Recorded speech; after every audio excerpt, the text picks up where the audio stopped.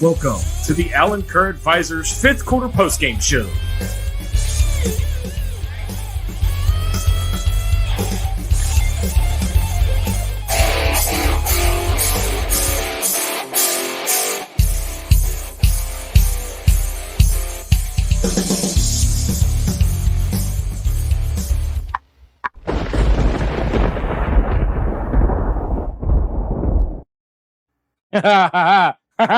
What's up, everybody?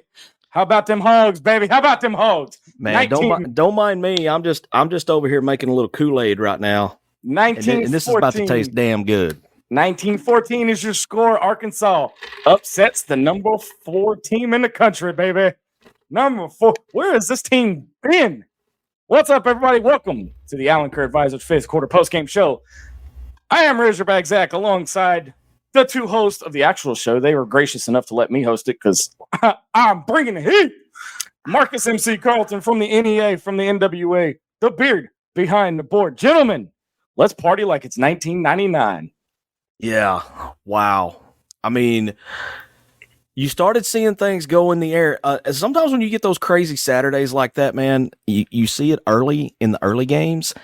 And once it gets in the air and gets in the atmosphere, man, it just starts carrying over to game after game after game. So thank you, Vanderbilt, for kind of setting the table today. Yep. And the dominoes started to fall with that one. And I mean, you've got, what was it? What, Jesse, you put it in the chat. How many teams got upset by unranked teams today? All right, so far today, and this is not over yet because there's another ranked team trailing, but 6 top 25 teams have went down, 5 of them against unranked teams. Including number 1.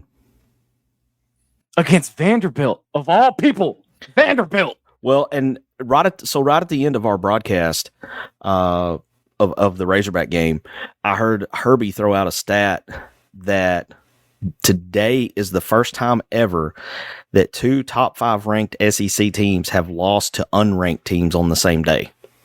That is wild. Can you believe that? That is wild. Man. And number 9, Mizzou, did not look like the number 9 team in the country today. No, they didn't. They didn't. Look, the only thing that was wrong with that game is that it was Texas A&M that gave them the beatdown. Had that been anybody else giving them that kind of beatdown, that would have been some icing on the cake, man. I tell you, man, and I'll be honest with you. I didn't think we were going to be able to pull it off. When we got to 14-3, it looked pretty dark. It looked pretty dark for me.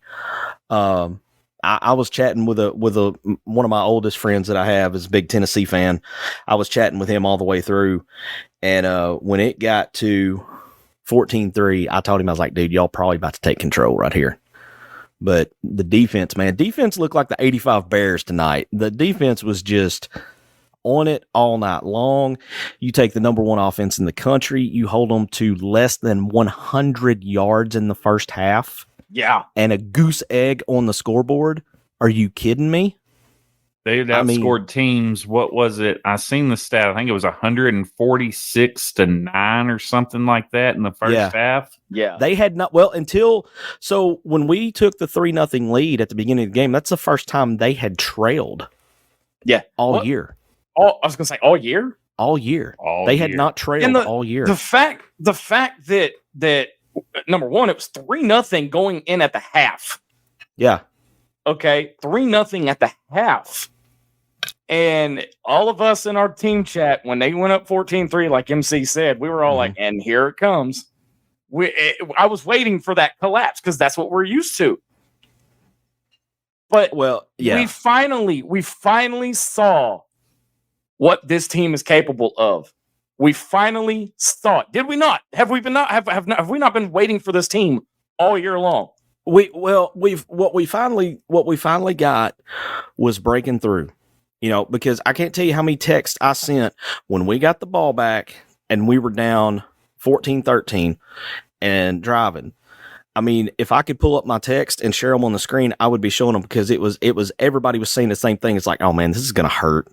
They're fixing to rip our soul out. They're going to kick us in the nuts. I mean, because we've seen that so many times and we've suffered through so many tough losses that you just come to expect it and you try to have hope. But when the same thing keeps happening over and over and over, and then you look at the fact that Taylor Green was out. That was a cheap shot, by the way. It felt kind of dirty. It did. It felt kind of dirty. Jesse, what do you think? There's been some posts on Twitter by just general college football accounts that are not biased towards the Hogs that are not big fans of that hit, to say the least. Yeah, it felt dirty to me. I'm gonna upload something real quick because I want to show this. It just makes it that much sweeter now that not only did we pull off the upset, but we pulled off the upset with a backup quarterback. Boy, he looked sharp, didn't he? Not really. No, he looked okay. All right, let me rephrase that statement because again, my adrenaline's up. He struggled a little bit at the beginning, but I thought he settled down. But we see why he's QB2. Yeah. But I mean, you got to give the man credit. I mean, he stuck in there. He gets credit for the go ahead for the game winning touchdown. Whether they let him in or not, it still goes down in the book as Malachi Singleton getting a game winning touchdown. Let's talk about that call, MC. Yeah, hindsight's 2020, right?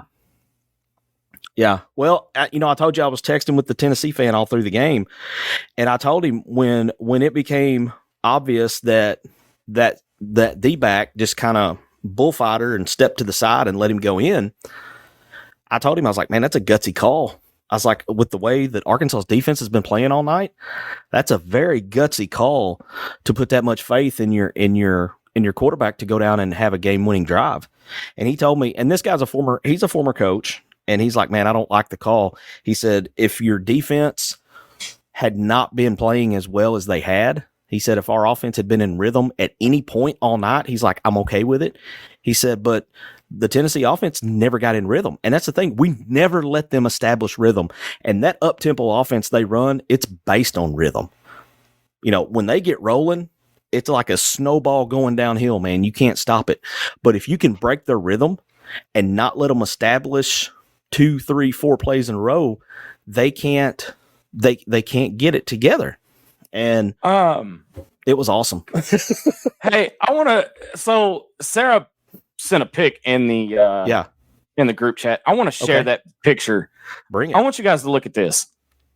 What does that tell you? That's every single player is that's down chemistry, there. Man. That's every team chemistry single right there. Player. And I know we say this a lot, but that's a team right there. Thank you, Savage, for the pick. That's money right there. That I say, Sarah, I saved that. If you're watching, I saved it. I might use that at a future date. So I appreciate that. I got to throw this comment up there real quick, and we've got a ton of comments, guys. We'll get to y'all. Let us kind of recap the game a little bit. But I seen this one. That was not the one I was trying to click. We do love you, though, Savage, and we acknowledge you. That's kind of fitting because I will admit, man, I got a little choked up when we got that stop on 4th down. That's well played right there, Baxter. Well played indeed, sir. Yeah, there's the all new exclusive Hog Tua shirt. That is very nice, Jesse. Jesse, I want to tell you with the beard. Yeah. I want to tell you, you look good in red, my friend. Yeah, you look good in red. This is man. What a night, guys. I'm trying to keep my wits about me because inside my head is just exploding. Oh yeah. Because I knew we'd be doing post game tonight, but I did not expect it to be this post game. I expected us to be talking about another bad performance in Fayetteville and another bad loss at home. And kudos to the crowd, man. The crowd showed up. They got loud. I know of at least 4 times that Tennessee had a false start, and you got to think that's part in due to the noise. And this was so good on so many levels, guys. It was. We needed this so bad. Let me ask you guys a question.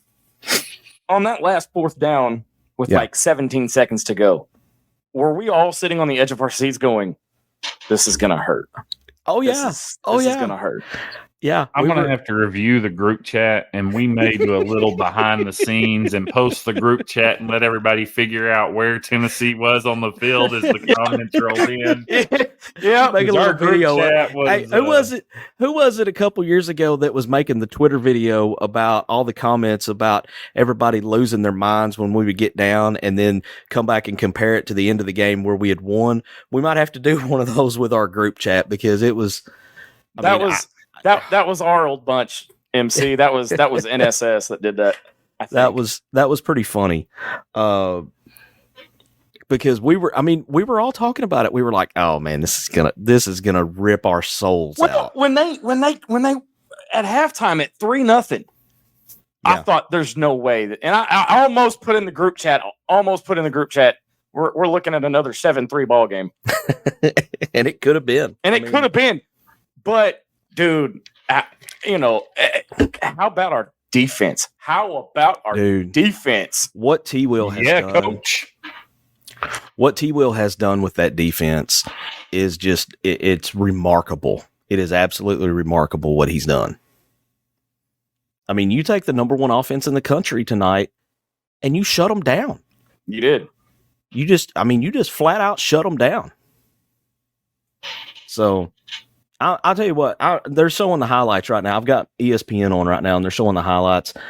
And I'm just to see Singleton get thrown into that situation in this kind of game. And he started out kind of rough. He kind of had deer in the headlights look at first. But something happened with him at the 2-minute warning.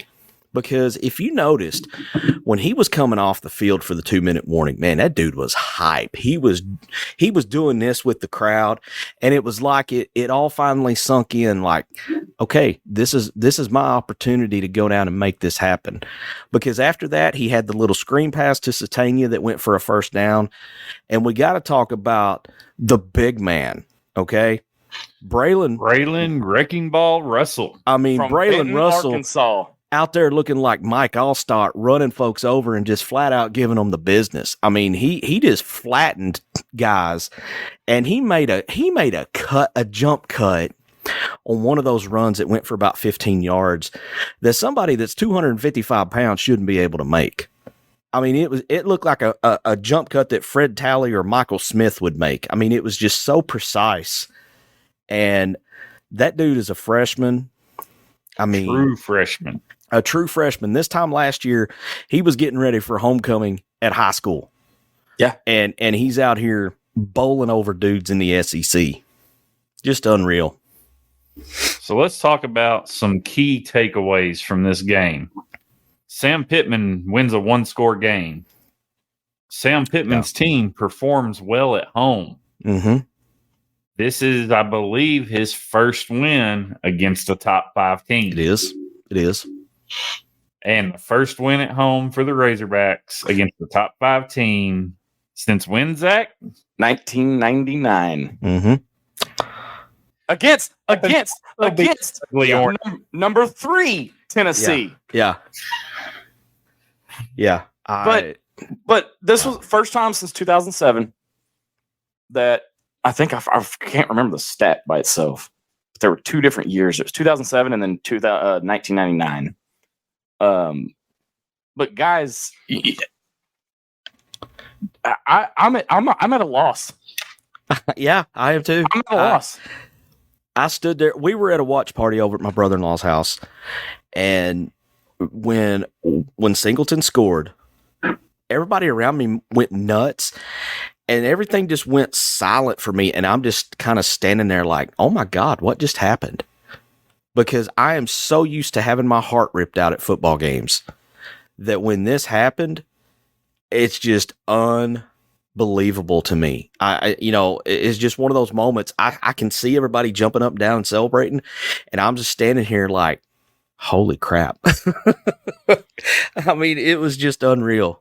And hey, I see something here. I gotta throw this up, Jesse. I'm gonna take the board for just a second.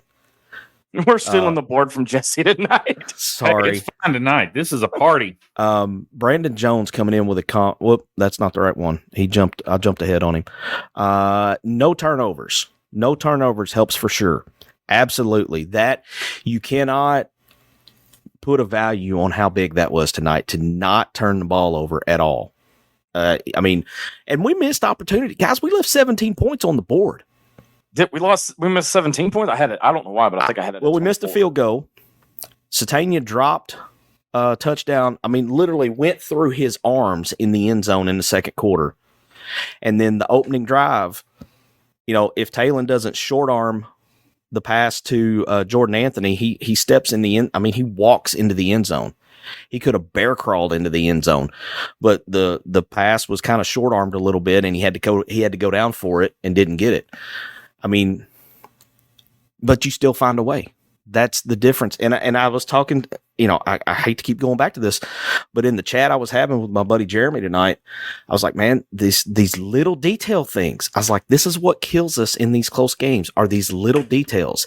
And it's underthrowing a pass, and it's, missing a wide open Isaac Tesla on the opposite side of the field from where you throw the ball, little details like that. But we found a way. You found a way, and there's no telling what a win like this can do for this team's confidence now. You go into the bye week, you're sitting at 4-2, you're in pretty good shape. 6 is back on the board now, guys. 6 is 100% back on the board now. 6 is a strong possibility right now. Do y'all understand? And I know y'all do. I'm going to go ahead and ask this as an idiot. The complete difference of the team we watched last week in Dallas and the team this week. It's like two totally different teams. Yeah, there's almost no comparison. No, this is that it took now credit where credit is due. All right, everybody knows who remembers Justin from the Beer Fest. He's been with me since day one of ITHP. He called this. He said you have to let him learn. Mm-hmm. And have to let it happen, and it did. Did he do it in a healthy way? No, but holy crap, dude! Yeah, I mean, I sound like a broken record, but I'm just the shock has not worn off of me yet. But there's so many. This win could do so much. Because this team had lost how many one-score games?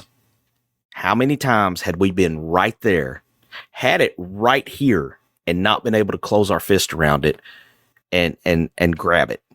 And tonight, you finally broke through that wall. And now, you get an off week.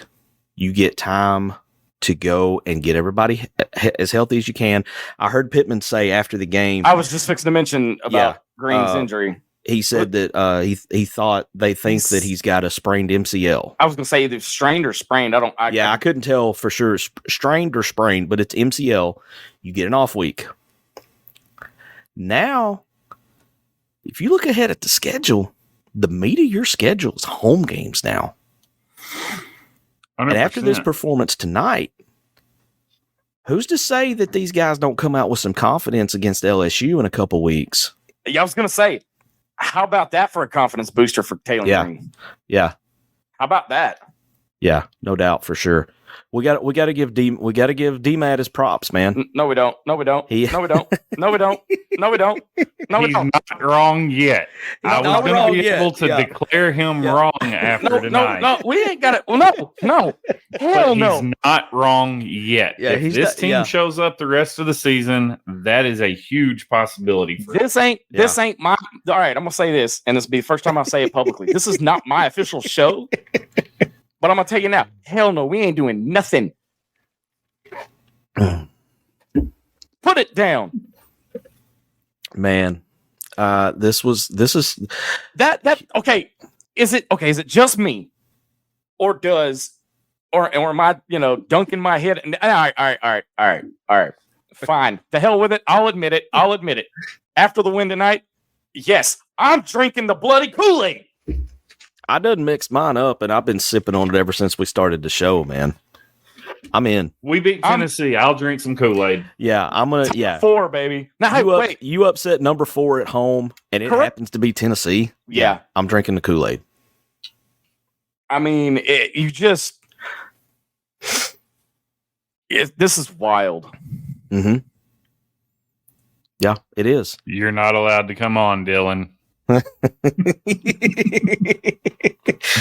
Your comment got put up there, and you got your one to the sky. That's all you get. You want to talk about wild? What do y'all think Dixon's going to be like tonight? Hey, did the goalpost survive?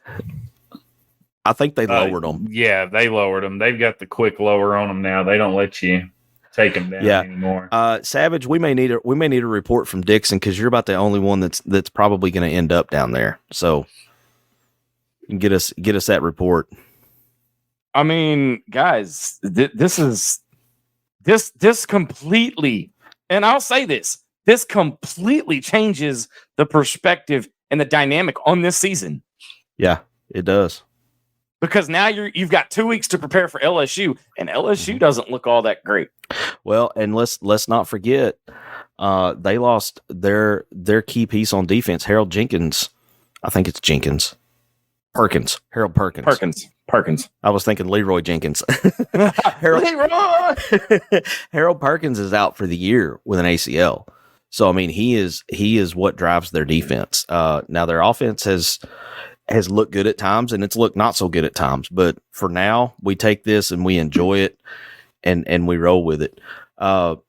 Jesse, these comments are blowing up. You want to jump in these? This is going to have to be a team effort on comments tonight. I got you, Jesse. I got you. Yeah, you can be the beard behind the board, and I'll be the beautiful beard on camera. I don't look as good as you though, dude. I mean, I'm scrolling back through these, man. These are like takes years, and that nice little gray tint. You'll get there. I'm gonna just jump around here. I'm so sorry. I'm just going to jump around here. So if I don't get to you, I'm sorry. Like, my goodness. All right. Where were we? We're just all over the place. We got Eric Jernigan says T. Will is a treasure and must be protected at all costs. Yes, 1,000 times. Yeah, coach. Yes. Yeah, coach. Oh, by the way, hard to do after this season. Yeah. Brandon Laughlin says Tennessee fans ego. Here's the thing. I got a report from I want to say it was one of the tailgate areas earlier today, and the Tennessee fans were outnumbering us. And there were Tennessee fans, from what I've heard and what I've read, there were Tennessee fans in the Cardinal Club up there in the second level and all of that. There was even a Tennessee flag, from what I've been told, flying at Fayetteville High School. Really? Yeah. Wow. But Arkansas fans showed up, showed out, and we got the win. What did somebody put in the group chat? Wasn't it like 101 decibels around kickoff? I think so. And I'm sure it spiked well past that in the fourth quarter. I got one here I want to put up, Zach. Go for it. I'm scrolling through here trying to. So Brandon Laughlin again called it, and you all laughed. Now I get the final laugh. Laugh loud, my friend. Laugh loud, because laugh loud. Point at me. Yeah, point at me and laugh. I will take it. Savage, you start leaving at halftime. That's the new rule. Savage must leave at halftime. Start leaving at halftime. Yeah. my cousin's daughter is a sophomore, junior at Fayetteville. And my uncle and cousin stuff normally go. Well, they didn't go this week for some reason.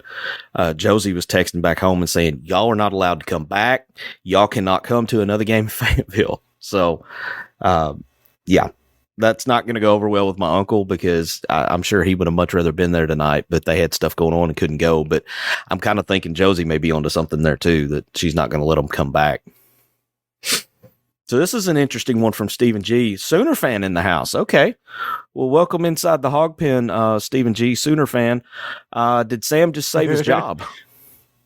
Unless they completely just crap the bed for a few more games this year. Yeah. He's got a real good possibility to be at a bowl game. The offense is developing under Bobby. If we can keep T. Will at the end of the season, there is growth, and we're moving back in the right direction. 100%, I think he saved his job with this game. Yeah, it's all about sustainability. Yeah. I think, as long as they don't lose out and look bad doing it, I think tonight saved his job. I really do. So Sarah has been on one about. Oh, go ahead. Which one of y'all put that up? It was Jesse. It wasn't me. Savage. No. Okay. Savage has been on one about the kicking game. Yeah. I'm going to throw this up here. He says, second string kicker is good. Why has he been on the bench? I don't know. Well, after that first kick, where Ramsey went off like he got hurt, after a kick like that, I would be limp. I'd be doing the old man limp too. It's like when you're too old to be out trying to do something and you don't realize it in your mind, but your body tells you you're too old and you start limping off. Right. Yeah. Hey, how about what he looked like? How about let's not get too excited about that second string kicker though. I'm pretty sure that was only like a 20-something yarder. Yeah, let's wait until we can hit from distance to get excited about it. We got to shout out the dude with oven mitts for hands, and that's Tyrone Broden. Skillet. He actually had a catch, man, and he took a shot after he caught the ball too. Like, the fact that he didn't cough it up on that, I couldn't have blamed him if he did cough it up on that one, man, because he got his head knocked off. I was standing in Boudreaux's, and which, by the way, fantastic crowd at Boudreaux's tonight. And when he caught that ball, I forgot where I was, and I went, "Holy shit, he got it!" Well, that was pretty much the reaction with us too. All right, full disclosure, I can say the S word on this show for very good reason. I know the sponsor personally. That's where. Are you sure? Yeah, that's where I learned it from. Man, John Caldwell's got one here. He says, takeaway, defense is quality like we knew, just had some flaws in early games. Russell should definitely be a starter. I disagree there. Or use a two-back system with him and Jackson, using Luke Haas more DBs, tight coverage, T-Will lighting a fire under them boys. I agree with everything except for Russell being a starter. He's not ready yet. He proved but a lot. I think he's earned a few more snaps. Oh, yeah, I think he could. Definitely. I think he's to the point now where if Jackson has to come out for a quick rest, then you go with Braylon, because Braylon showed some stuff tonight, man. I mean, he's not playing like a freshman. Dominion didn't look bad. He didn't get many carries, but I didn't expect him to get a lot. But he had a couple carries where he made a couple guys miss that I thought, okay, well that's nice change of pace, nice to see. Sarah's comment exactly what we all said. I can't put it up on screen though. Broden caught it. Holy shit. Yeah, exactly. Matt Hart in the house, Hog HQ. All we had to do was fix the mistakes, and we did fix some mistakes tonight. We still had some missed opportunities, but you're gonna have that. The difference is we were able to overcome it tonight and overcome the missed opportunities that we had. So I wonder if that low blow on Green was a retaliation play because he high-fived when he went to the sideline. They were a little celebratory about that hit. Yeah. And that, God, man, they showed that replay and his knee bending that way. Oh, my God. Yeah. I was surprised that he came back in. I thought his leg was broke. I'm not gonna lie. Yeah. Well, I thought, I mean, I was texting people and I was like, well, he's probably done for the night. And I mean, to his credit, man, he came back and tried to play, but you could just tell, man, he couldn't move at all. He was basically dragging his leg out there. Jenna says, we need to make sure our backup quarterback stays warm through the game. Singleton struggled until he seemed to warm up. I think it just took him a minute to get a feel for the game on the field. Yeah. He's a redshirt freshman. Mm-hmm. That was a ruckus environment, and you had one of the biggest, baddest defense in all of college football coming at you full speed. So I think it was just settle into being an athlete, being the quarterback.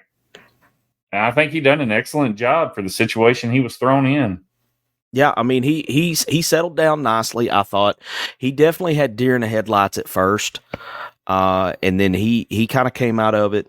And then when he got that little screen pass to Satania that went for a first down, I mean, I felt like he really settled down at that point and, started being a little bit. They weren't going to let him pass the ball a whole lot, but I felt like that was a good confidence builder. And when Russell started running the ball like he was, why would you risk putting it in the air at that point? I mean, if you've got Russell picking up first downs, I mean, you put him in the chance to where he has the most percentage of succeeding. And that's what Bobby did with the calls that he made.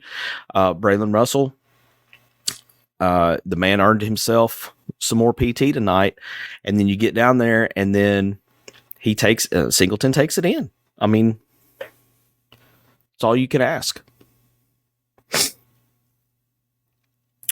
Brandon Jones, what do we need to do to get our offense completing series? I mean, just it's execution. Early on, that first drive, 16-play drive, took basically half of the first quarter. And then we get down there, and Talon just short-armed the pass. The play was there. Jordan Anthony was open right at the goal line. If he doesn't short-arm the pass, it's right there. And then on the other missed touchdown, Satania, I don't know if somebody got in his line of vision or what, but 9 times out of 10, I'm going to go Hugh Freeze here. If you throw that ball to Satania 9 more times, he catches it 9 more times. That's not one that he drops. Yeah, so, he was in a crowd. I think somebody got a hand in his face, and he just lost sight of the ball for a minute. Another comment on pregame with Dylan. Hang on, let me do that, and then we'll get on Brandon's comment, Zach. My keys to the game, kind of as we closed it out, were throw more screen passes. Right. Check. Execute. Check. Bring some better protections to help Blackstock out. Check. Mm-hmm. I mean, it's the most basic things, but when you do the basics, it comes together. Yeah. Brandon Jones also comes in and says, would you guys have wanted us to go for it on the 1 yard line on 4th down? Is he talking about if Singleton didn't get in?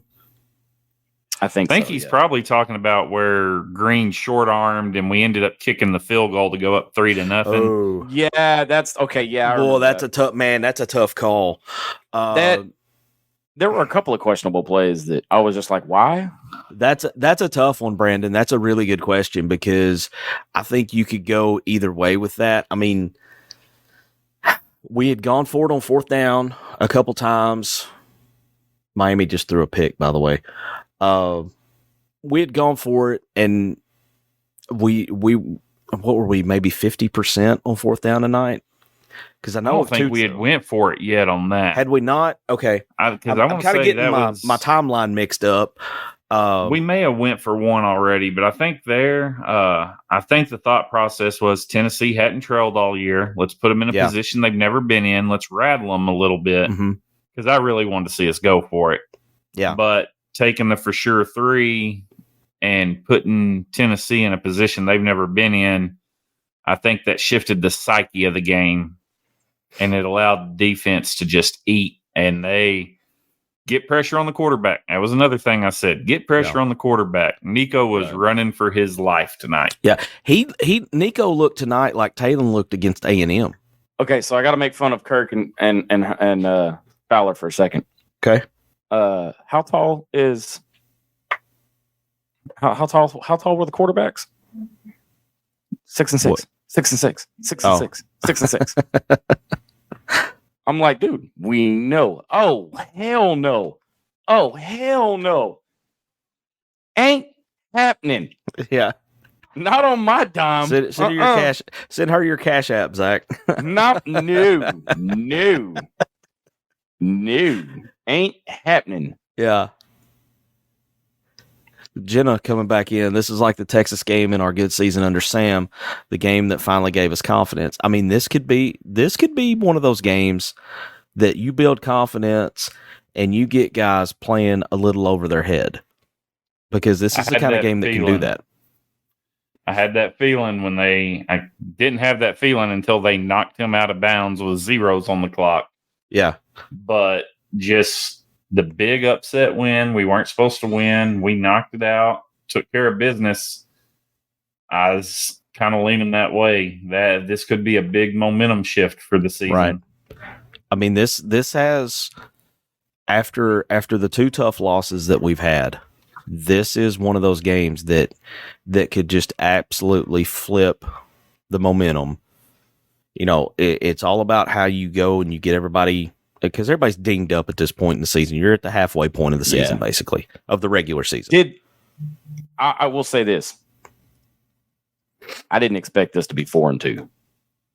No, I didn't either.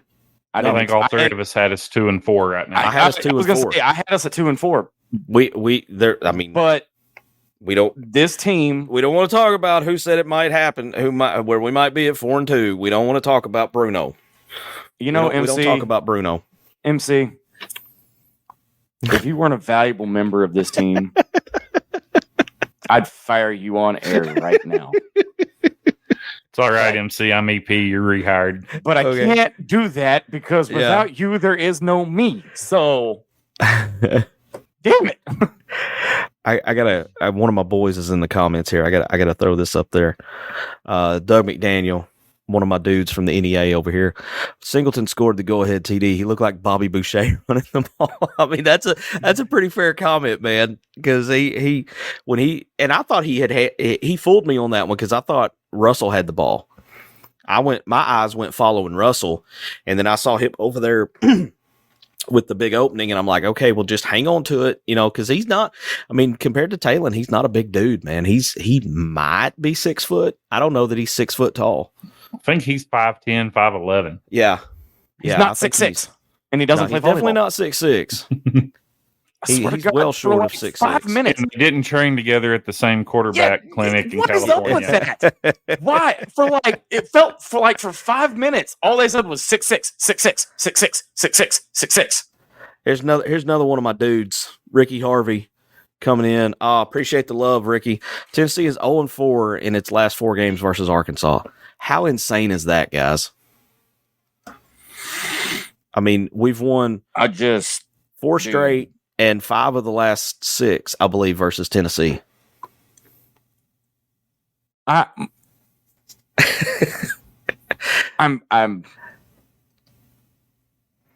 Oh, that's a good one too from Baxter.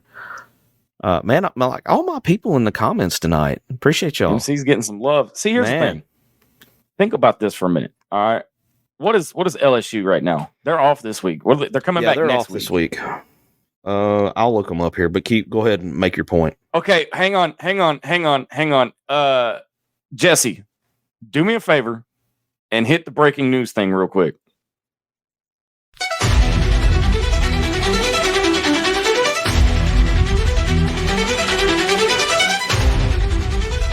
Let me talk to you.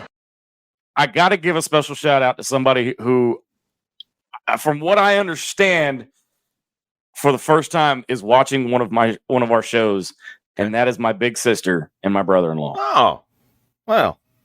Like that. That means the freaking world to me to have them watch this. They said Jaywin and I started drinking. Jaywin's my brother-in-law. Said Jaywin and I started a drinking game every time they mentioned the quarterback heights. Yes, y'all are still conscious. I mean, hey, kudos to y'all, man. Don't get me wrong. I love Holly Rowe. All right. She's one of the best, if not the best, to do it. She's really good. But I don't give a damn if both quarterbacks are 6 and 6. and train together, I don't care. That's production, Zach. She has to. One thing I will give props to Holly Rowe. And I like how she... I'm going to assume it's my sister. I like how she stops and lets the play happen in case there's a highlight. She's not one of those reporters that talks over the play. Ball snap, Holly Rowe goes silent until they cue her back up. Yep. But she's done it for so long, and she's so good at it. Oh, man, she's one of the best. But, guys, I'm going to say this, and I know I've been negative about this team, and I was negative about them on our weekly show. You're looking ahead at LSU going, that boot might be coming home. I mean, it sets up nicely. You got them coming to Fayetteville. You've got no reason not to be prepared for this game in 2 weeks. Yeah, You've got zero excuses. Yep, Matt. I remember him bringing this up last week in postgame with you guys down at Beer Fest. Matt and I were sitting there talking during the game today, and during the one of the kicks, there was a couple of plays. If you're still watching, there was a couple of plays that I texted him and I said, "That's the moment." The moment we were talking about last week where we knew the game would shift or that play would be significant in the loss or whatever. There were 2 times that I sent him the text and just said, that was it. And I am so glad to be wrong. Yeah. I don't think I put it in our group chat, that final Tennessee drive of the first half, that the game's going to hinge on that drive. And we stopped them, but then they came out and scored on their first drive of the second half. So I was like, well, that's out the window. If they score there, it's a completely different ball game. Wise man is in the comments, and he says, hey, guys, you know what? I think we might actually win over the bye week. I mean, I think we just went from an underdog against bye to a favorite now. So I mean, I think I looked at it when I got home, and the bye week still has a 1 point, but again, we're a week out. That line may shift. Yeah, the line will shift a little bit before next Saturday. So I gotta throw this one up, guys, because we gotta make sure our hog fanatics are shopping at the right stores. Garrett Ray said, Zach only gets love if he buys drinks for everyone in this chat. Kool-Aid supply from Costco.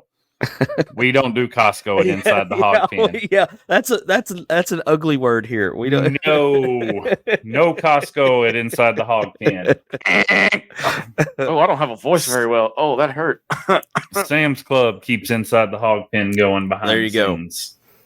And they kudos. I will throw them a little free plug for the one here in Jonesboro. They provided the desserts for my watch party that we were at tonight. So kudos. Hey, by the way, went over quite well. When it's not Sam's Club, it's Harris Made Chef Services. It's our go-to for all of our catering needs. There you go. No, the no turnovers thing is very, very, that's huge, very impressive. That is huge. Yeah. I mean, we can now look, guys, we can sit here and dissect this thing all night and go, that's a negative. That's a negative. Guys, we just upset the number 4 team in the country that nobody gave us a chance on. Not even us. I didn't. Not even us. Not even us. Not even us. I did say as Thursday night closed out, and MC agreed with me, I felt it deep inside. There was a chance they were going to be either the heart attack Hogs or the heartache Hogs. They were going to stay in this game somehow. Yeah. And I should have went with my gut. It's on camera. We could roll it back. I should have went with my gut on my betting, but I actually I wasn't feeling good about the spread, so I did not spend any money on college football today. And considering drunk college football day, I'm glad I didn't. It was funny. Go ahead, Zach. I'm sorry. No, you're good, dude. I've got a little bit of a delay. I'm working on it. So this morning at my son's game, we were kind of talking about, me and some of the dads were talking about different games going on today, and I was kind of joking with one of the dads there. I was like, man, my parlays and stuff have not been going in my direction lately. I said, I am very tempted to go put some money on Tennessee just for the fact that it might cause Arkansas to win. I was like, it'd be worth me losing $5 or $10 on a money line bet or whatever, or a spread or whatever, if Arkansas could pull the upset, kind of joking about it, because that's the kind of luck I've had lately on all of my parlays. My picks on the show are much better than what I've been doing in my betting app. But, I was kind of running and joking about that, and I started to text him on the way home and was like, yep, should have put that $10 on Tennessee to cover, and I'd be feeling a little better.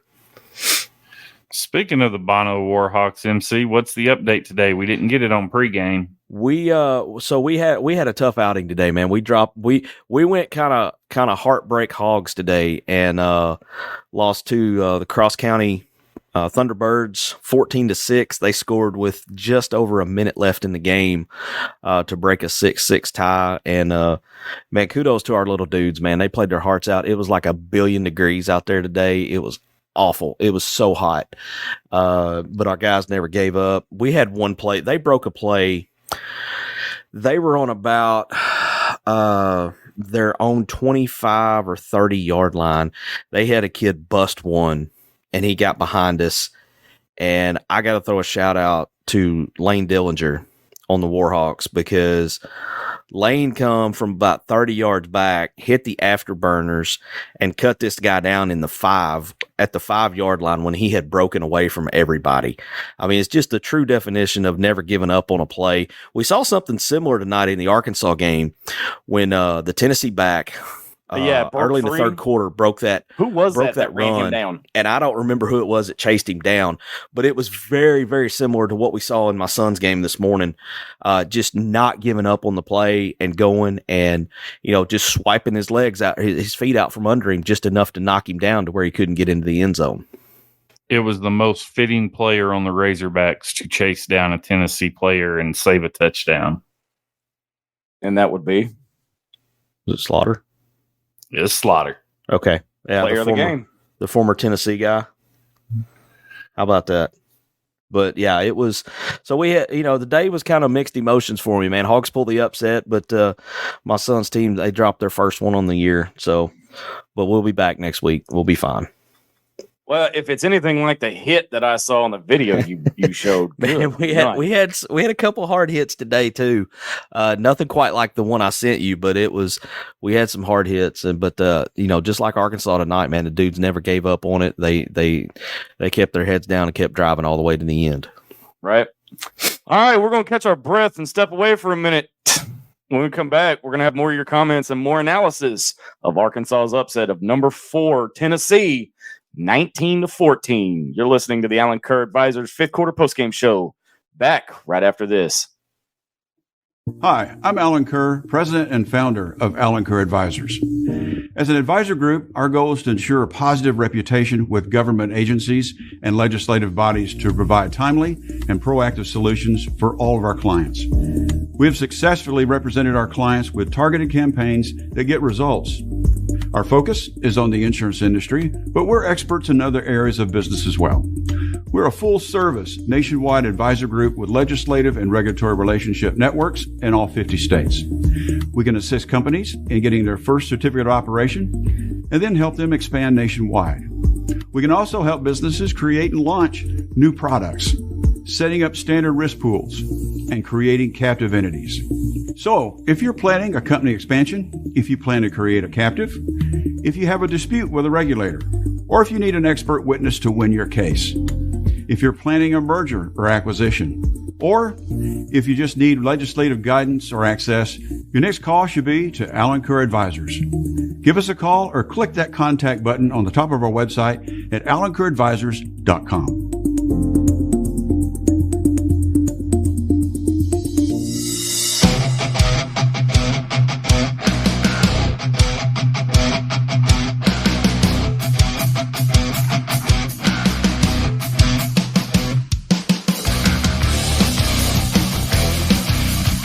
All right, welcome back to the Alan Kerr Advisors 5th quarter postgame show. Razorback Zach sitting in with the guys tonight. Marcus, MC, Carlton, and Jesse the Beard Thurman. Thank you guys for letting me hang out with y'all. Don't want to steal it back, man. Don't want to. Oh God, what the heck just happened? Zach Wow. puberty right here. Okay, well, we let you set in because that adds to my holiday special. That just happened. That's a Peter Brady moment right there, man. Dude, that was, and I wasn't even trying on that one. That's the sad part. But if you're just joining us, just happened in the sorry, Zach. What just happened in the Cal game? I got an alert that they just had a huge play. 38. Yeah, Cal just went up 35-10. I thought it was 38-10. Was it 38 or 35? Well, what I'm seeing right now is Cal just got a touchdown. They had 28, and so they just now get a 9-yard touchdown run by Chandler Rogers. Did we all pick Cal in this one? Didn't we? Oh, I took the U. No, we took the U. Oh no, no. We took the U. I'm sorry. We took the U. Sorry, so it's 806. Seventh. Yeah. Is this 25 teams left in the I wanna look, and we'll get back to the Arkansas game here in a second. I want to look and see if this ever happened in the past, where 7 ranked teams went down in one day to unranked teams. It seems like every year there is one Saturday where things just go completely nuts.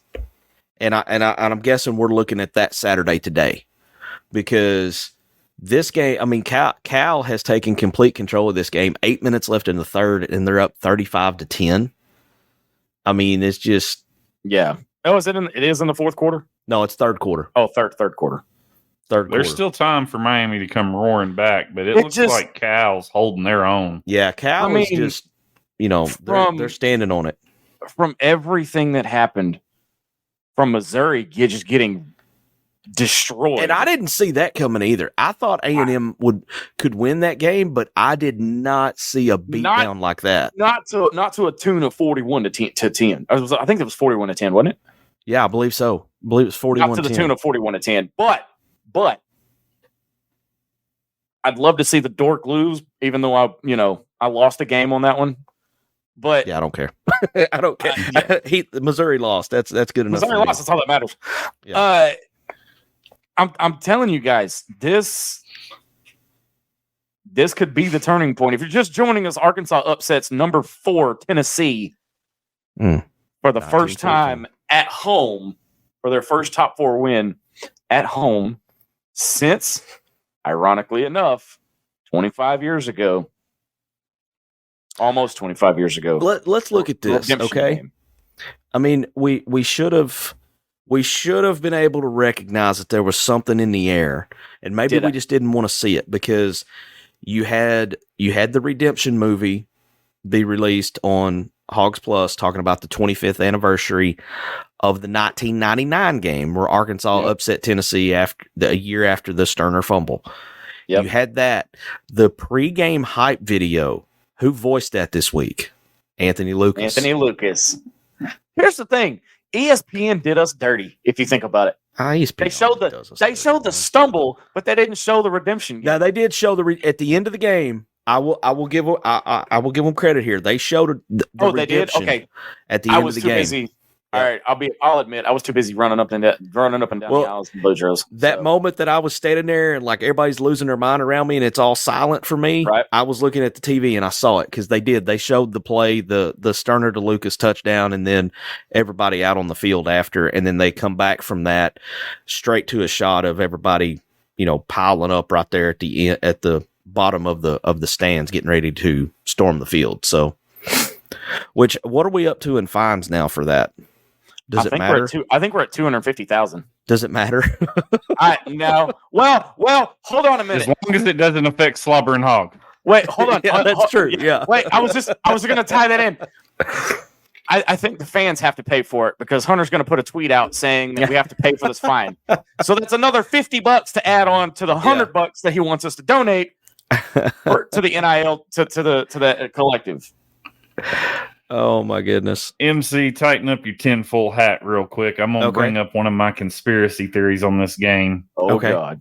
The way this game looked until the clock struck zeros, we all agree we were gonna get blown out. It was gonna be an ugly game. Yep. And I said I think the only reason this is a primetime game is because ESPN and the SEC are trying to boost eyes on Tennessee, so that if they drop one of their games or more against Bama or Georgia, they're still a playoff contender. Oh, this hurt them. This Well, we hurt. kind of pissed in their Cheerios a little bit, didn't we? Yeah, we did. Yeah, we did. So Yeah, we did. The sad thing is, right now, the SEC, the conference, it's on Texas. Texas has full It really control of is. the SEC right now. it is, and I think it's going to stay that way because they just I hate to say it.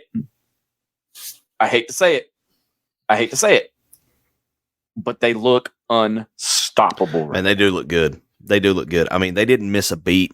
When For the Ewers first- went down and they brought in Arch Manning, they didn't miss a beat. No, they didn't. For the first time in 20 years, Bama looks human. Georgia looks human. How are things going to go this next week for Kalen DeBoer? Oh, God. Who Because- are they?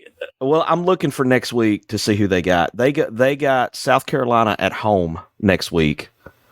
So I mean, Depends on which South Carolina. yeah, it team depends on which shows South up. Carolina team shows up. Yeah. But you're talking about, they come off arguably one of the best victories. Well, by far, the best victory Kalen DeBoer's had at Alabama, but one of the biggest home victories they've had in a while, beating Georgia. And let's just face it, they completely overlooked Vanderbilt. And why would you not? It's Vanderbilt. Well, I mean, why would you again, not it's- overlook them? Yeah, for one, it's Vanderbilt. Look at they're 0 and 60, 0 and 63 going into the game. Something ridiculous. Like, I don't know that they had beat Alabama in any of our lifetimes. I think it's been 40 years since they beat Bama. They were 0-60 against top 5 teams. Good Lord. Did y'all see Anchored down, baby. Anchor down, Did baby. you see what the nerds did after the game? Not Yes. only did they tear down the goalpost, they took that goalpost down Broadway And in chucked it- Nashville Chucked it down Ruined the, bachelorette parties. and then threw it. Yeah, ruined all the bachelorette parties. The pedal bar probably had to step to the side and let them go through. And they took the goalpost and threw it in the Cumberland River there. It's like And 3 miles from the stadium. Yeah, somebody had posted on Twitter. It was like 3 miles from the stadium. That was an hour walk at normal pace, much less carrying a goalpost. Carrying the goalpost. They made pretty good time because they had it in the river before halftime of our game. And dodging all the drunks on Broadway. I mean, that because goalpost ain't heavy or ain't light. no. But when you're running on adrenaline and alcohol, man, you can get some superhuman strength going. Or so I've been told anyway. So I do want to give a shout out to Texas Barstool Twitter account too. I shared it in the private chat with that was pretty everybody. funny. But that was an SEC level troll that they pulled off in an SEC level tweet. They said, "Gauntlet incoming for Texas," and they showed Georgia and Vandy on their schedule. They conveniently left out the Oklahoma game next week. Yeah, that was pretty well played. I don't like giving Texas credit for anything, but that was pretty well done. I'm parsing Twitter here. I'm looking for videos from Dixon. I'm not seeing anything yet, but oh no, here we go. Oh dear Lord, Mason Choate. It's never good when he says, "Dear Lord." I'm always concerned. So hogbeat.com, Mason Choate is one of the big reporters on Hogbeat. He's got almost like an aerial view of Dixon, and it's like nothing but headlights. I'll try to get this pulled up on Twitter where I can screen share it. So we can pull this up here because it's definitely worth seeing. But y'all go ahead and take a comment or two while I'm getting this pulled up, and we'll take a look at it. I mean, I had a feeling going into the week, like Jesse did. I just didn't say anything publicly. There's magic when these two teams play. I said it on. I did. I said no. I take that back. I did say that. I said it. I said it on Dave Ellswick. Sausage. And yep, I earned that one. And I said, there's magic in this series. The 9 overtime win, the redemption game, the Joe Adams punt. Mm-hmm. Maybe there's still some magic in the air tonight. Talking about the game on Friday, talking about the game the Saturday, and lo and behold, guys, I'm gonna go out on a limb, and I'm gonna say the team's finally starting to come together the way we've expecting it all season. I mean, I hope so. I mean, And I just have this feeling that they are about to become dangerous. And we'll go out and lay an egg in our next game and play like we did against Auburn or Oklahoma State. Mainly because I said it, yes. And I'll say this: we gotta give a little credit to Coach Saban and the game day crew, because they've been saying for a couple weeks, it's like, look, this team is better than what you're showing, and they're gonna get somebody. You know, sorry, that's supposed to. And sure enough, we did. Hey, I got this tweet ready here. I'm getting ready to pull this up. While you're doing that, Sarah, that's a really good question, and we're going to touch on that here in just a sec. Can y'all see that yet? Good God. That's Dixon Street. That was posted about 15 minutes ago. My God. So, yeah, to say that there's not going to be much sleep in Fayetteville tonight is probably an understatement. It's probably a good thing that they got Coach Cal out of that condo that was down on Dixon. He wouldn't be sleeping tonight. Yeah, I want to touch on this because I'm going to be a little bit of a negative Nancy, but I'm going to do it for devil's advocate purposes. Okay. Was it worth it? As an average fan like me, absolutely. Especially after the last few years, absolutely it was worth it. Should we expect it every time we beat a top 10 team? Don't do it every time. We need to get back to the point to where we don't storm the field. I'm fine with it tonight. I'm fine with it. I think we earned it. Go do it. I think this team needed it. This team needed it. Yeah.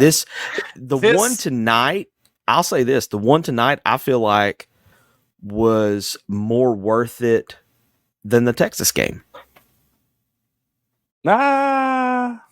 I wouldn't say more worth it than the Texas game, but I would say more worth it than the LSU shutout a few years back. Oh, when they broke the losing streak? 17-0. Okay. When they were ranked 17th. Yeah. I think this one, I don't know, man. This one feels, I mean, there was a lot of frustrations that come out when we beat Texas and stormed the field on that one, because we had been to some dark places, and that was the one, that game really set the tone for that 21 season. Nobody expected us to win that game, but let's look at this. Texas was ranked like 15th in the country. This is a top 5. This is a top 5 win. Were they 15th? 14, 15, somewhere around in there. I thought they were. This one, at the time, the Texas one was not a conference game. It was Texas, and that always means something. But you roll into tonight, and for whatever reason, I always felt like we had a shot in the Texas game. I was giving us no shot tonight. No, I gave us absolutely no shot at all. No, and even and maybe I'm being a prisoner of the moment, but to me, right now it feels bigger. Well, let me flip the coin around and let me be the positive, Captain Optimism, as we like to call Jesse sometimes. The team, Sam, needed this. Oh, definitely. Sam and the team needed this, because this signified that the fans are still with this team. They still have faith. And if that doesn't boost their confidence for the rest of the season, then we're completely helpless. Yeah. Well, or we're completely cursed. You heard see what I did? I think there? It was that's pretty well played. I could be smart sometimes. Chuck said tonight, I heard him in the post game when he was talking with Coach Pittman after the game.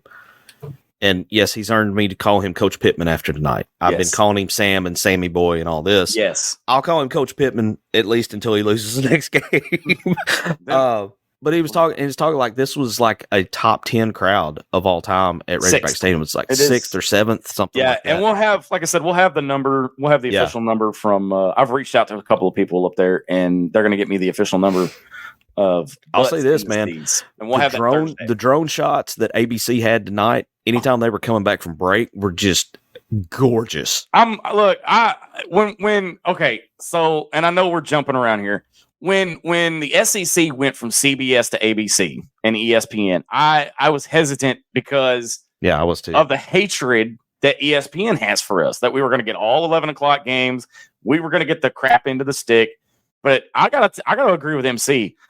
I love those drone shots. Oh my goodness. They were beautiful. I mean, all night long. ABC's production is top notch this year. It is. That's And I don't know what's changed, but I've noticed it even in games not involving Arkansas. The game that they have at 6:30 on ABC is, I mean, it's A+, man. I'm cracking myself up over here because I have the answer to your question. Okay. They're a Disney company. Y'all gotta forgive me. Well, it felt like the happiest place on earth tonight. I can tell you that. Y'all gotta forgive me. My ADHD meds are wearing off, and I'm just riding high because. Well, damn it, Arkansas won. Hey, we're into Sunday morning now, so. Oh my God, are we really? Yeah, I gotta throw in something real quick on those drone shots. MC, I retweeted it from the Inside Hog Pen Twitter. They have a 6-minute uncut footage above the field from where the final horn, the storm, and us playing Rocky Top. Yeah, how about the band striking up Rocky Top after the game? I mean, if that's not flying the double birds, I mean, that's great. I'm all for it. Okay, so I'm gonna burn myself on these comments, Jesse, real quick. But now everybody understands where Hog Tua came from. Okay. Everybody understands where Hog Tua came from. That's where the segment was born because I can't talk for nothing half the time. 90% of the time. I want to jump back on something real quick too, so we can go ahead and get this settled before basketball season. More like Papa Jesse. Jesse's taking tomorrow off work, so if my boss or my boss's significant others are watching, sorry, not sorry. Hey, Arkansas won. I'm taking the day off. Props to Jesse, man, because he usually does kind of go to bed early, but he took the day off just for us. So I got to give props where props are due. Thank you, Jesse. So storming the field in football, fine. We do not storm the court in basketball anymore. Yeah, we're done with that. No more court stormings at Bud Walton. Nope. No more. No more. Okay. No more. All right. I'm going to ask a legitimate question. All right. And I don't want anybody to burn me. I'm asking a legitimate question. Why not? Because the basketball program has enough tradition that it's a tradition of winning that it's above it. It's above. And you have elite talent and elite coaching. Okay. Yeah, especially now with Calipari and the level of talent he's bringing in. I didn't have a problem with the Auburn game. When my debut night on Inside the Hog Pen, I didn't have a problem with it that night because that was a long time coming. We had not. I don't know that we had upset number 1 in Fayetteville at that point. I think the last time we had beaten number 1 was when we beat a Michael Jordan led North Carolina team down in Pine Bluff. 1984. So to do it against that Auburn team, I'm fine with that. But now, we're done with that. No, we go into basketball games expecting to win. So you're trying to, okay. So again, I'm not bought into Cal yet. Right. But so you're basically telling me take the baseball approach where you're expecting to make Omaha every year. Yeah. We don't dogpile for winning the conference in baseball. We dogpile for one reason in baseball, and that's when we get to Omaha. I'm going to ask a really smart ass question now. Bring it. Why don't we storm the field in baseball? It's obvious. Baseball. It's obvious. I'm asking. It was an elegant sport. But you see why I'm the one asking that question. Nobody does. You were the furthest thing from elegant. We're not just going to let him say that and bypass it, MC. Come on now. But no, I mean, but he's right. Plus, yeah. Here's why we don't storm the field. If we storm the field, DVH will kill us all. Yeah. Well, we were headed to the same comment, Jesse. Yep. Sarah coming in.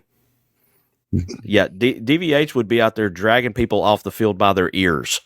I do not want to get on DVH's bad side because he is intimidating looking even just if meeting him. I knew. Look, Dave has mellowed a little bit as he's gotten older. We don't need to bring back the Dave from like 2006. Oh, the one that got ejected once a weekend. yeah. We need to keep that demon locked away somewhere. But yeah. Now, Miami's attempting to come back. Miami. I was about to say that. We're still in the third quarter, and they just put up a score. It's 35-18 now. So I mean, you still got a whole quarter to go. We'll see if Cal is going to be able to hold on to their lead here. Just to refresh everybody's memory, here's the staff picks from all of us at ITHP for this Tennessee game. Jesse had 54-14. I had 63-10. MC had 44-21. D-Mad had 34-17. Loki had 52-7. And Savage had Vols by 90. I at least got one number right for the wrong team. You did. Hey, talk about a sausage moment. Yeah. That everybody gets one on that. Yeah. Well, but I mean, guys, look. The team needed the fans just like the fans needed the team to do this. Okay, I did not mistype Hogs by 90. I will pull the comment. I think the fans needed this just as a sign of assurance. Yeah. Of hey, we're still learning. We are, we're getting there. Stay with us. Keep the faith, man. I want us to all touch on this one. Kyler Gamlin comes in. Is Singleton more clutch than Taylor Green after defeating the number 4 team in the country? Ooh. I'll go ahead and give my take first. Bring it. They let him score. He did lead a drive to get us down there. He made some plays. They let him Most of that game, though, was Taylor. And I'm just going to say it. The offense didn't beat the number 4 team in the country. Defense beat the number 4 team in the country. T. Will, Landon Jackson, Cam Ball. I 100% agree with that. Cam Ball with the Bane face mask. Oh, that was awesome. And was when he blew cool? Nico up, oh man, that was amazing. When he lit Nico up, I lost my mind. Yeah. That was cool. I'll just that's all I can say about it is that was cool. I see where Kyler's coming from with this comment because he did lead the drive. He did lead the drive down there. Thank you, Josh Heupel, for taking the approach of letting them score to get the ball back so they have more time on the clock. I thought it was a ballsy risk. Did y'all see they were showing, I think it was the 3rd or 4th down there at the end of the game. They showed Josh Heupel on the sidelines. And if you read his lips, he said a very dirty word. I believe it was the 2nd down, and that's because Nico... Was it the second one? Well, let's just say Nico turned into Taylor Green on that final drive because that reminded me of another Taylor Green play. Snap, hits him right square in the hands, pops straight up. And running back just happened to be looking for a blitzer coming through that hole and said, I better grab that and run. Yeah. And that's what he was mad about. Kyler Gamlin, I'm sorry, Kyler, I butchered that. Says no matter how you spin it, Singleton scored the game-winning touchdowns. How many one-possession games has Taylor Green won though? That fumble to lose the A&M game is a very bad look for Green. That fumble wasn't on Green though. He shouldn't have backed up in the pocket like he did, but that was just a good hit by that A&M defender. That's my opinion. Yeah. That was a good blitz package. That was a one good pop. So, it boils down to this. The team is coming together. Now, I'm going to be the negative Nancy. I want to see it in 2 weeks. If I see if I see it in 2 weeks, oh my God, I'm jumping and I'm swimming in this Kool-Aid. How do you take this and build on it? You finally got the 1-score win. Sam got a win versus his first win versus a top 5 opponent.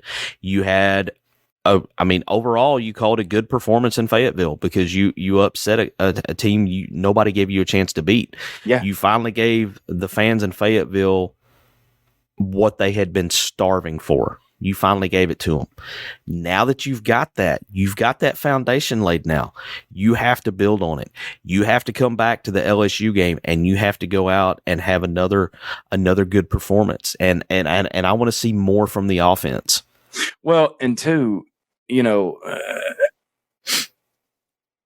this time last year, this team was dead. Yeah, they had about let go of the rope at this point. This team was not there. You saw it in the attitude and the body language of the starting quarterback, which we're not going to name, which, by the way, had a very good showing against the University of Florida today, too. Yeah, I know. Yeah, you're taking off with Pick'em NC. Yeah, I have final numbers tomorrow. But I know I dropped another game and you gained another game.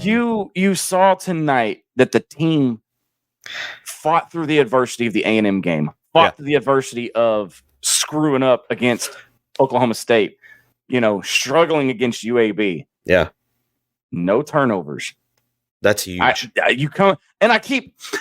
keep harping back on that because that's been one of our biggest problems in the last 5 games. Yeah. Is turnovers. Care the ball. Yep. You clean that up. There's still signs of life that this team is coming together. And look, I'm getting chill bumps just by thinking about it. We're about to become something. I don't know what the hell that's going to be, but even if we're just strap in it because this even if we are a 6-6 Birmingham Bowl team this year, we'll be the best damn 6-6 team out there. That's quite the jump from 4-8 last year. So and I'm not counting chickens before they hatch here, but you gotta like your chances to get to 6 with what's in front of you. I like how them many better now games than are I at did. home. And you like your chances a lot better now to get to 6. I like them better now than I did last week. I'll tell you 100%. Because, you had to feel like you were going to, in order to get to 6, you were going to have a split between A&M and Oklahoma State. You had to have a split between those two.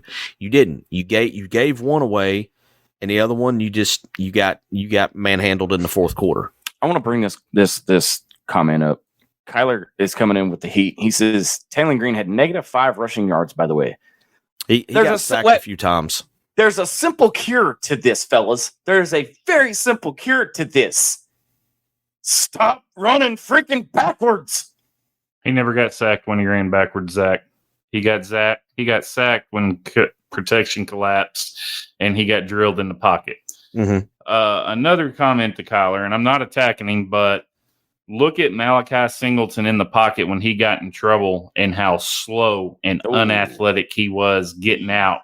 Yeah, he needs. That's why Taylor Green is the starting quarterback. Neither one of them know the offense like they should. Right. I will take anybody who can prove me wrong, but neither one of them know the offense like they should. Taylor is more athletic and can get out of trouble a little easier, and that's why he's our starting quarterback. Yeah. I'll argue that point with you, Jesse. And I think tonight showed they're learning the playbook, and it's coming a little bit easier now. I wouldn't have said that last week, or hell, I will add this on Taylor Green. He doesn't do it. He didn't do it subtly. He will come out and say it. I will say this on Taylor Green. Once he got injured and was out of the game, he became the biggest cheerleader on the side. Oh my God. I wanted to suit up and go down there, man. He was right there. He definitely had the team first attitude there.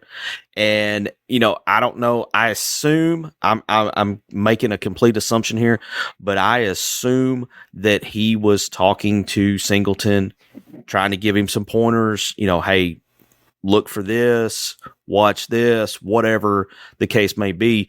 The thing that impressed me the most was him after it became obvious that he was not coming back in the game. He went to everybody on the offensive side of the ball that was playing. It was like, go finish this. Go finish it. That's leadership.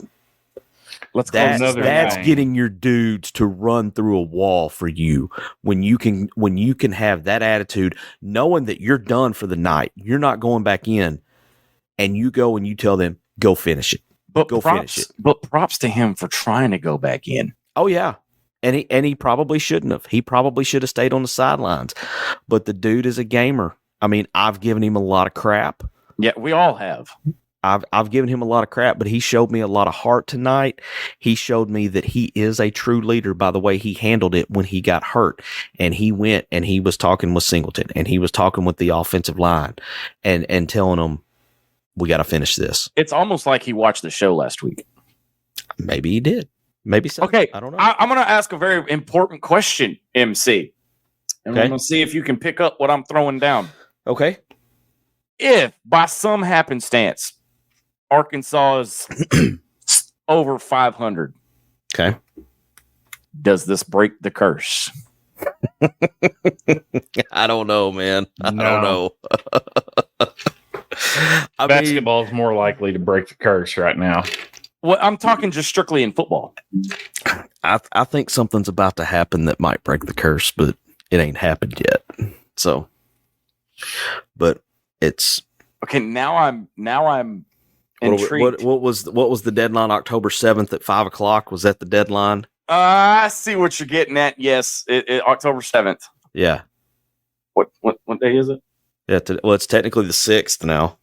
So. Oh my God, MC's not going to be able to sleep for 2 days.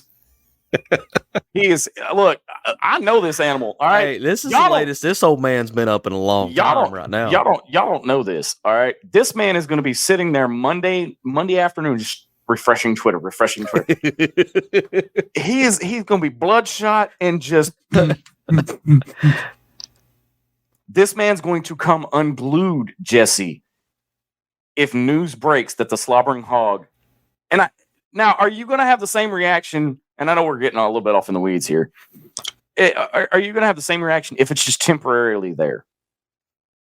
I don't think that's going to be a dirty trick if it's temporarily I don't think Hunter is that stupid, and I don't think the athletic department is that. If it's just there for the Kansas game, that's a dirty trick, man. That's a dirty trick. Like I said, I don't think Hunter and the athletic department is that stupid, but I just. You got Calipari. Okay, I'm gonna think about this from MC's point of view. You have Calipari and the slobbering hog in Bud Walton Arena. You're not going to be. Oh my God! I mean, he's, and he's bringing Nolan back into the mix. Talking about how he's 80 years old, and I'll still suit up for him.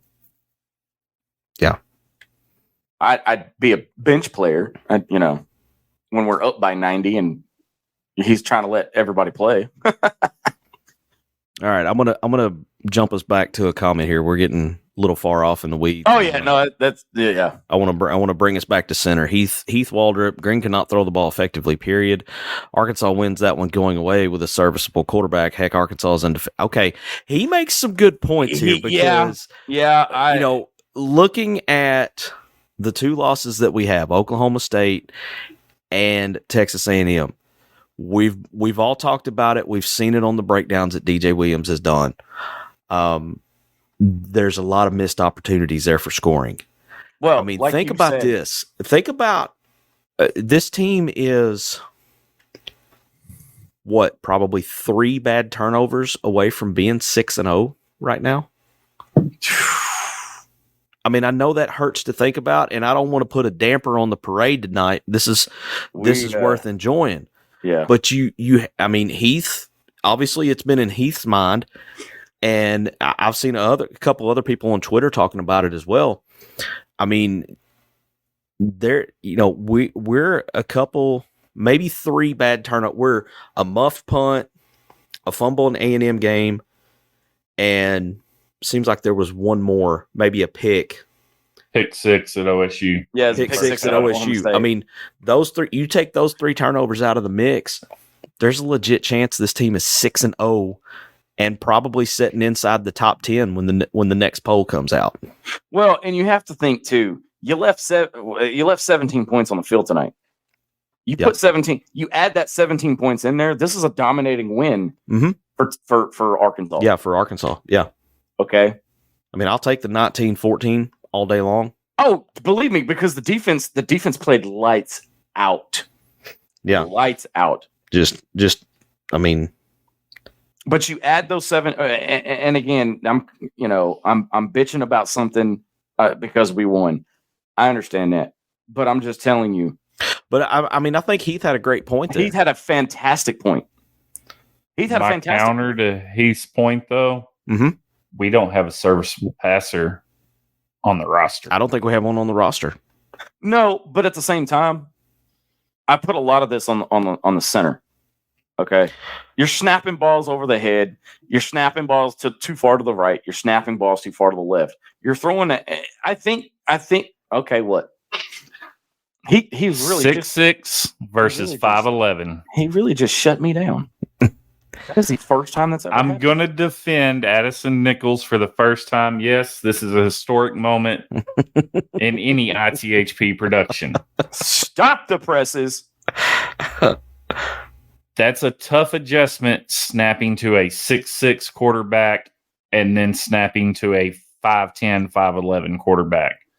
Because if you notice where he was missing his snaps on Singleton, it was a tad high and a tad right, which basically puts Taylon Green right into his throwing pocket. Yep. Well, and if you remember when Singleton first quit rolling your eyes at me. When Singleton first came in, the entire offensive line, I mean, we had a false start right away. So they struggled with his cadence a little bit as well to get used to his cadence versus the cadence of Taylon Green. And it's just an adjustment. I mean, you're talking about everything with the offense having to change at that point because everything that they're used to is now changed. And you have to listen for different voice inflection. You know, it's just completely different scenario. Singleton was put in a horrible, horrible situation tonight when he had to come in due to the injury. But you know, the man settled down, and no matter if they let him score or not, it goes down in the book as he had the game-winning touchdown. You're 100% right, MC. I want to throw this one up for Heath, and then we'll start wrapping it up and putting a final bow on it. He comes back to us with Green might not be the best option on the hill. I'm not saying that he isn't, but he is a long way from what is needed in Petrino's system. I'll agree with that 100%. Yeah, 100%.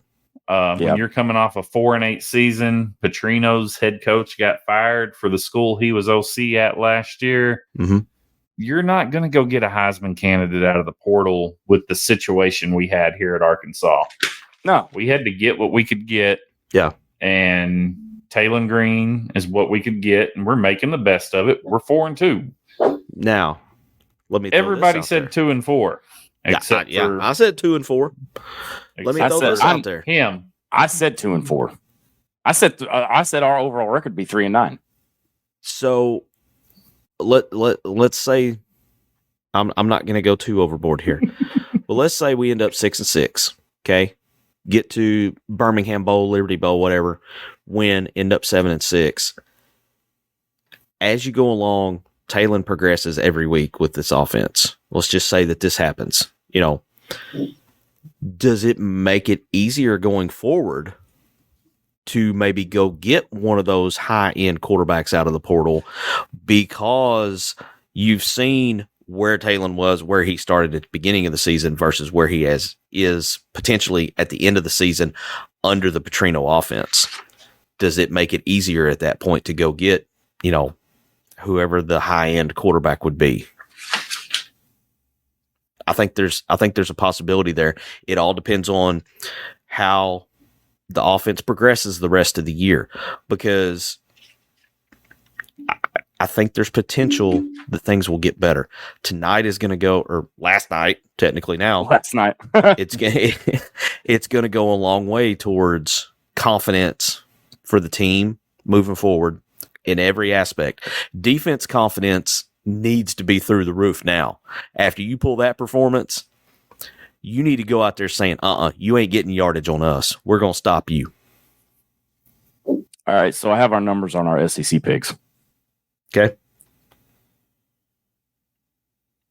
I was wondering what he was shuffling papers. Yeah, I saw him looking through something. I was trying to do math and yeah. So MC wins again. He's 3-3 on the week. He is now 37-13. So 2 games up. I'm at 35-15. I went 2-4, and Jesse's still in last place at 33-17 and 1-5 on the week. Thank you, Billy Napier, for allowing me to extend my lead this week. Because I think I was the only one that took Florida. You were the only one that took. You were the only one that took Florida. I was trying to figure out which one I got right today, and it was Georgia. It was Georgia. So let's, as we're wrapping up, let's look at the SEC as a whole. Number one, does this save? Does Billy Napier have a job at Florida next year? No, I don't know that he's quite saved himself yet. His schedule's not looking as bad with the way Florida State's performing, though. Yeah. I mean, did Florida State lose again? Yes. Wow. So they're 1-5. They're 1-5. They had a receiver. I just seen a high. I'm pretty sure they lost. I could be wrong on that. Man, that's rough. But I know they had a receiver locked down, double coverage. The coverage ran into each other. The receiver scored. Oh, that's not good. I do want to throw a couple more scores out real quick before we get out of here. In the national championship rematch, Washington takes down Michigan. Yeah. Also in a Big Ten conference rivalry. Yeah. And then Minnesota takes down USC in a Big Ten conference rivalry. Yeah, that's huge. So while we're throwing out mind-blowing stats, how about this? There is currently, as we stand right now at 12:35 a.m. on October 6th, there is a 3-way tie for first place in the SEC. Really? Between Texas, Texas A&M, and LSU.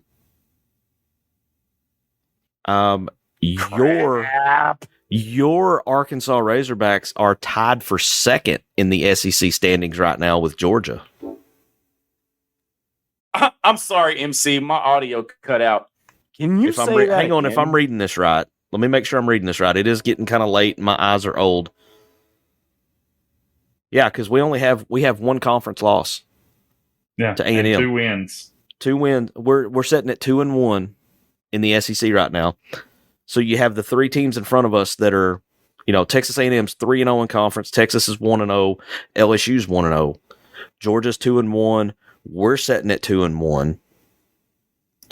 And then you got Missouri, Tennessee, Vanderbilt, Ole Miss, Alabama, Oklahoma, and Florida all at 1-1.